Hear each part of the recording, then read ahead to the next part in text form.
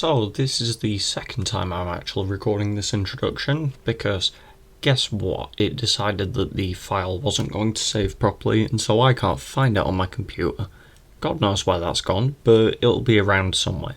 But honestly, I wasn't particularly happy with how the original intro went, so I probably would have re-recorded it anyway, depending on if I felt like it, which, to be fair, knowing me, I probably wouldn't have, so this is a good thing regardless. But yeah, this week is going to be me going through all the tunes I made this month.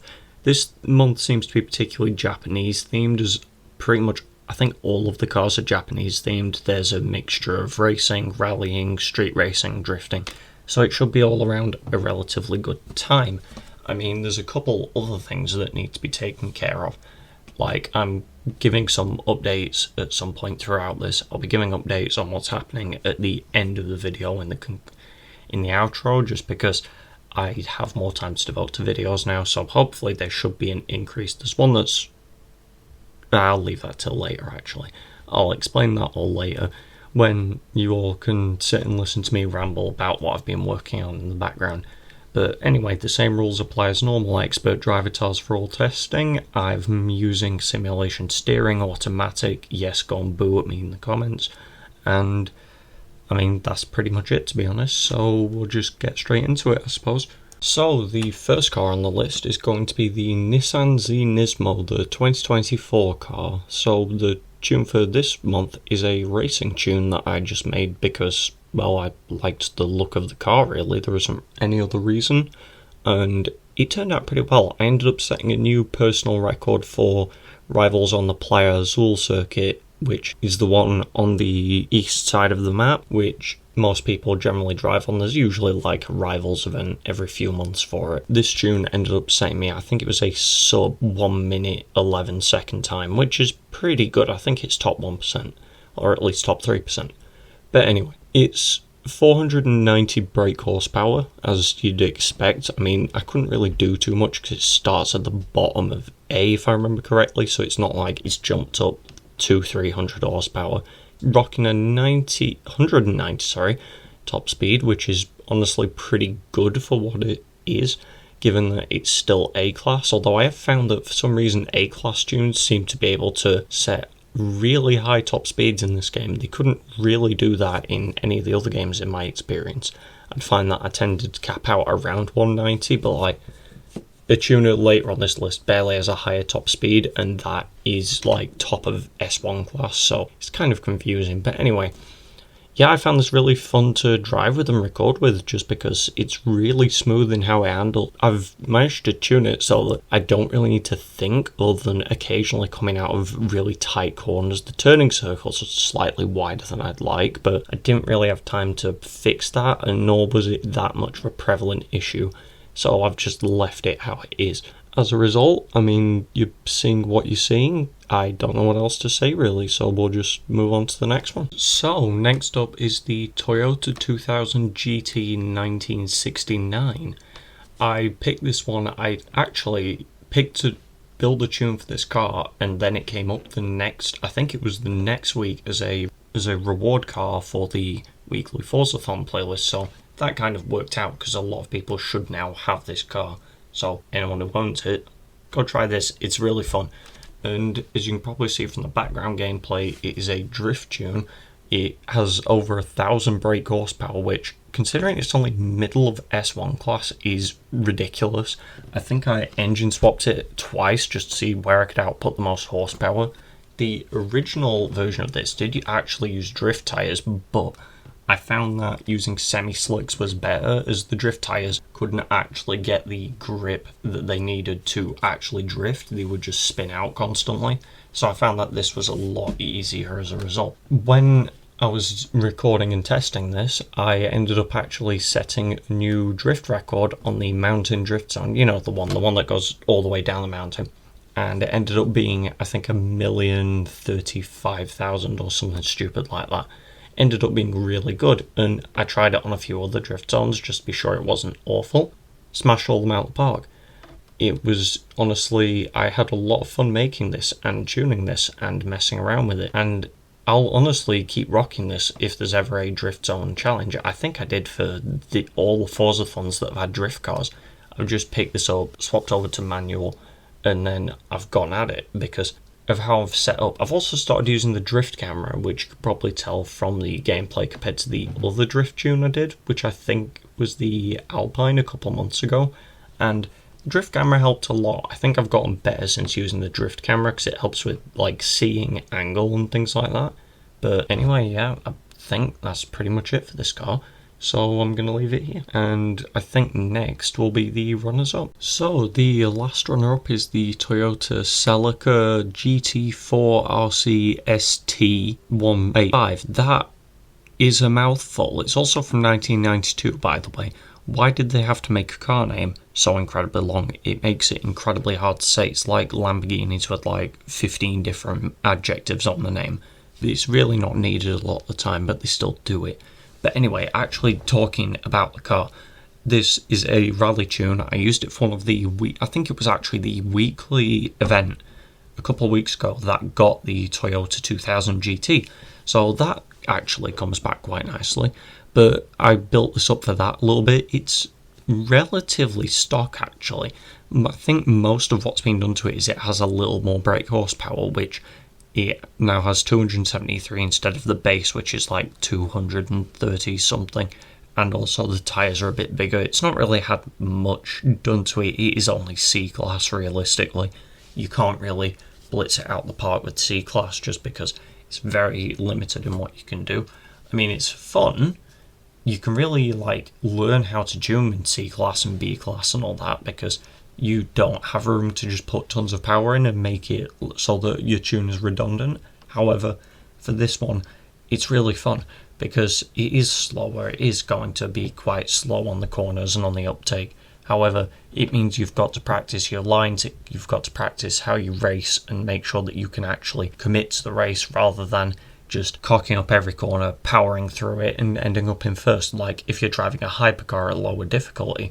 I mean, in the trial every week I see it where people just max out their cars. Well, not the last couple of weeks because as of recording they've been stock showdowns, which is stock cars only. However, this generally other weeks you'll see people just putting power in, ramming into corners. You can't really do this when it's C-Class and that makes it a lot better. But I found this tune just really fun to rally with despite the fact it's so slow. And I think that will just generally summarise my thoughts on it. It's really fun to drive. Oh yeah. So the first runner-up is the Subaru BRZ 2013, which I kind of just made for fun. I've always liked this car. It's a really nice looking car. I think it really sets it apart from other Subarus, which, to be honest, all kind of follow the same chunky sort of rally spec look, which is what they're exactly meant for, but it is nice to have some variety, and this one is relatively nice. I mean, it's still in B class, so I couldn't really upgrade it much, and it's still sat at 289 brake horsepower, so that hasn't changed really. There's a 176 mile per hour top speed on it, which is relatively low, but for B class that's quite good. Again, the difference in top speeds is not as noticeable between classes anymore, I find. So this one is 176 miles per hour. For the A class tune list it's 190. For one of the S1 class tunes it's 193. The difference isn't really that noticeable anymore, I find, unless you completely blitz it out the park, power into everything, but you can't grip anywhere. But recording this was actually, again, really fun. I really like these slightly slower cars which are more grippy. However, they can also pull really through nice on corners. And when they pull through on the corners, I mean, it's probably in the background footage, it's sliding in through the inside line, going out, and then you're in first place, which I find really fun. I know some people just like power, and there is a tune on this list which is that later on, but I find this just really fun. I don't know. I enjoy it. So I think that'll be it for this one. I can't believe I messed up the audio recording that badly, but obviously you won't be seeing that, so you won't know. but I think it's time for the next runner-up. So, finally, at the joint number 1 slot, technically, because there's 2 tunes, once again, we have a 2-tune showdown, as we did in the second video, which is the Honda NSX R 1992. The reason I picked this one is because I'd already tuned out the 2005, which I found really fun.